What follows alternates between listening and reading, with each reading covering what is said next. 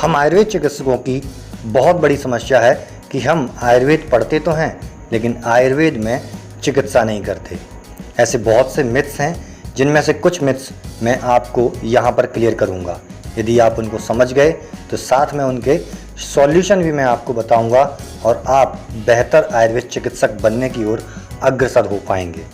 जिनमें से first myth है कि आयुर्वेद चिकित्सा बहुत महंगी होती है, वह गरीब लोगों के लिए नहीं है। तो मैं आपको ये क्लियर कर दूं कि मैं आयुर्वेदिक प्रैक्टिस करता हूं और मेरे पर्चे 350 या 500 रुपये से ऊपर नहीं जाते, वो भी 15 दिन के प्रिस्क्रिप्शन पर, चाहे डिसीज़ कितनी भी बड़ी क्यों ना हो। आयुर्वेद चिकित्सा सस्ती है, बहुत सस्ती है। साथ में आयुर्वेद का प्रॉफिट है कि यहाँ पर हमें कोई ज़्यादा इन्वेस्टिगेशन कराने की ज़रूरत नहीं पड़ती, जिससे पेशेंट का काफ़ी रुपए बचता है। नंबर 2, 104 डिग्री फीवर यदि किसी को पेशेंट को है तो हमारे पास ऐसी मेडिसिन्स नहीं हैं जिनसे हम उन फीवरों को जल्दी उतार सकें। बिल्कुल गलत। जनरल प्रैक्टिस में आयुर्वेद बहुत आगे है, बस ज़रूरत है हमारी स्टडी की। हम में ये कमी होती है कि हम जनरल प्रैक्टिस पर जोर देते ही नहीं हैं। आयुर्वेद में ऐसे बहुत सारे योग हैं जिनका कॉम्बिनेशन करके यदि पेशेंट को दिया जाए तो 104 डिग्री फीवर को भी हम बहुत जल्दी कम कर सकते हैं। नंबर 3 मिथ्स, कई वर्षों पुरानी आयुर्वेद की संहिताओं में कोई चेंज क्यों नहीं होता, उनमें कोई बदलाव क्यों नहीं आता।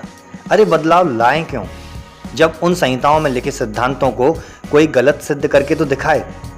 बदलाव जब आता है जब उन सिद्धांतों में कोई कमी होती है या उसके अलावा कोई नए सिद्धांत मार्केट में आते हैं। जब आयुर्वेद के सारे सिद्धांत संपूर्ण हैं और वो सिद्धांत हर जगह फिट होते हैं, हर देश पर फिट होते हैं, हर काल में फिट होते हैं, हर ऋतु में फिट होते हैं। देश काल ऋतु के अनुसार, पेशेंट की प्रकृति के अनुसार जब सिद्धांत लिख दिए गए हैं, इतना डीप नॉलेज दे दिया गया है, तो उनमें बदलाव लाने की आवश्यकता क्या है। नंबर 4, आयुर्वेद से हम पैसा नहीं कमा सकते। बिल्कुल गलत है। पेशेंट को यदि आप लाभ देते हैं, पेशेंट ठीक होता है तो पेशेंट आपको पैसे ज़रूर देकर जाएगा और पैसा ही उद्देश्य होना ये बेवकूफ़ी है। मानता हूँ कि पैसा पेट भरने के लिए, अपनी लाइफस्टाइल जीने के लिए काफ़ी ज़रूरी है, लेकिन बिना कर्म किए आपको कोई पैसा देगा क्यों। आप आयुर्वेद से चिकित्सा नहीं करेंगे तो आपको कोई पैसा देगा क्यों। आप आयुर्वेद से लोगों को स्वस्थ नहीं करेंगे तो कोई आपको पैसा देगा क्यों। सिर्फ हम ख्याली पुलाव पकाते रहते हैं, हम प्रयास नहीं करते। 4 मिथ, आयुर्वेद से कुछ भी ठीक नहीं होता। एलोपैथी में पेशेंट ठीक नहीं होता, उसके बाद ही हमारे पास पेशेंट आते हैं। 90% ऐसे पेशेंट ही हम देखते हैं जो एलोपैथी में ठीक नहीं हुए, जिन्हें हमने आयुर्वेद से ठीक किया है या आयुर्वेद से हमने उन्हें बहुत राहत दी है। हिंदी में आयुर्वेद है, बिल्कुल सही, हिंदी में आयुर्वेद है, लेकिन इससे आपको क्या प्रॉब्लम है। क्या आपकी मदर टंग हिंदी नहीं है? क्या आप भारतीय नहीं हैं जो आपको अपनी भाषा समझ में नहीं आती। इंग्लिश में यदि कोई चीज़ हम लिख भी दें, इंग्लिश में आपको कोई चीज़ प्रोवाइड भी करा दें, तो क्या उस सेंटेंस या उस वाक्य की आत्मा बदल जाती है? जो वो हमें समझाना चाह रहा है, क्या वो बदल जाता है? जो भाषा हमें समझ में आती है उस भाषा में हम स्टडी कर सकते हैं। आयुर्वेद हिंदी में क्या, कई ऐसी बुक्स लिखी जा चुकी हैं आयुर्वेद की जो कई भाषाओं में उपलब्ध हैं। बस प्रॉब्लम क्या है? प्रॉब्लम ये है कि हम प्रयास करना ही नहीं चाहते। इसका समाधान कैसे करें? बड़े से बड़े लोगों ने कहा है कि यदि आपको आगे बढ़ना है तो नॉलेज इज़ इम्पोर्टेंट। आपको ज्ञान की आवश्यकता है, लेकिन ज्ञान लेगा कौन? हम ज्ञान लेना ही नहीं चाहते, केवल ख्याली पुलाव पकाते रहते हैं, बातें करते रहते हैं, आयुर्वेद को कोसते रहते हैं।